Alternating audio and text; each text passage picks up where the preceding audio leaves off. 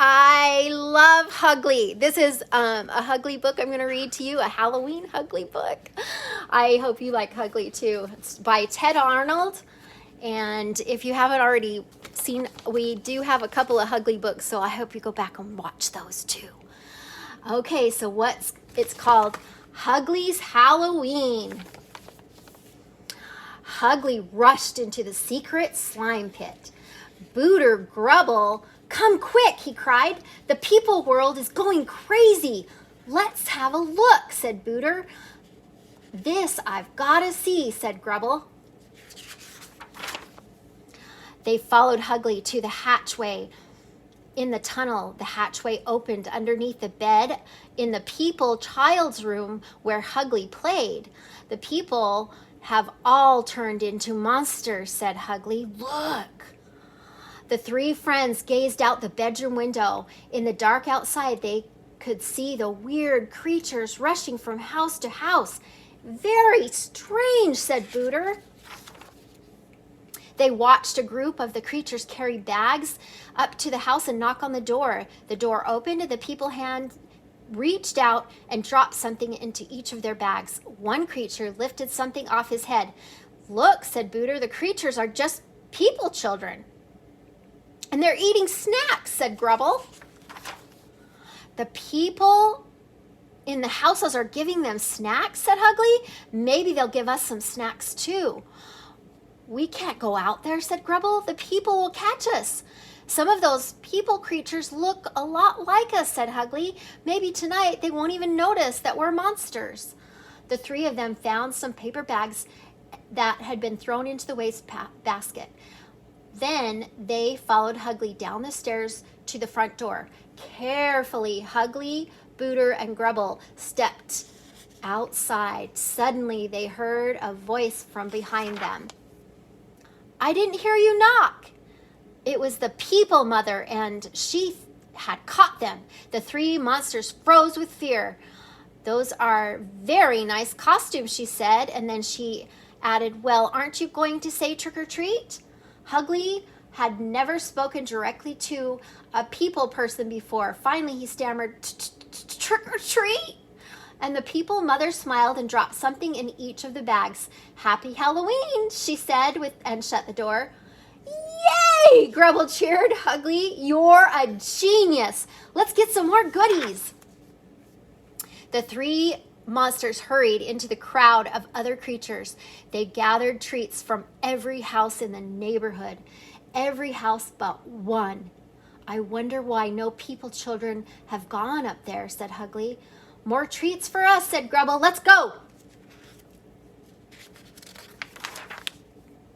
The dark old house creaked and groaned when they stepped on the porch. When Grubble knocked, the door swung open with a screech, but no one was there. I don't think I like this place, said Hugly. There must be treats in here somewhere, said Grubble. Come on, said Booter. There's nothing to be afraid of. She followed Grubble. Hugly didn't want to be left alone on the porch, so he scrambled inside after Booter. The door screeched and then slam! Hugly tried to open it again, but he couldn't. Booter, Grubble, come help me, he said, tugging at the doorknob, but no answer. Booter? Grubble? They're gone!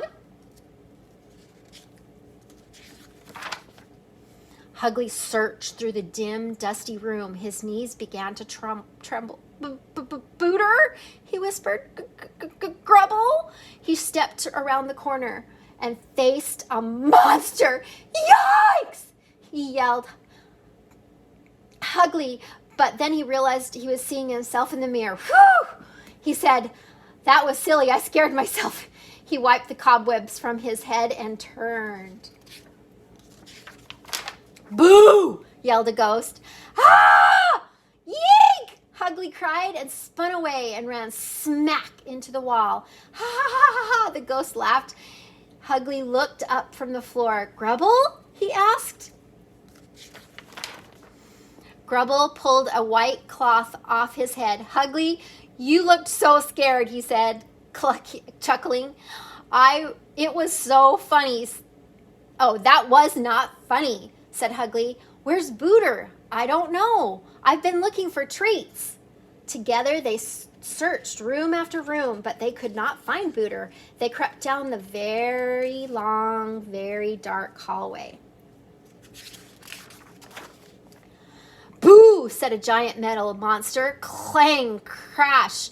It stepped in front of them and waved a gleaming sword. Oh! Grubble and Hugly both screamed and tripped over each other to run away. The metal monster laughed. Hugly and Grubble looked up from the floor. Booter, they asked. Booter pulled the head off the metal monster. You two looked so scared, she said, chuckling.